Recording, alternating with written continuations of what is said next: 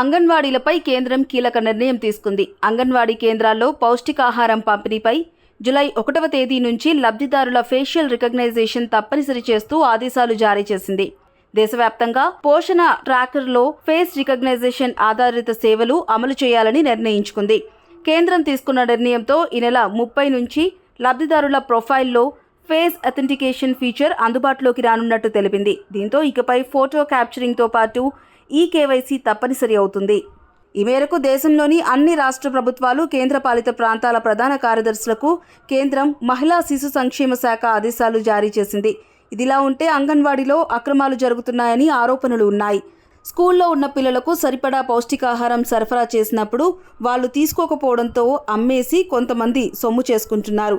కేంద్రం తీసుకున్న నిర్ణయంతో అలాంటి వాటికి చెక్ పడే అవకాశం ఉంది.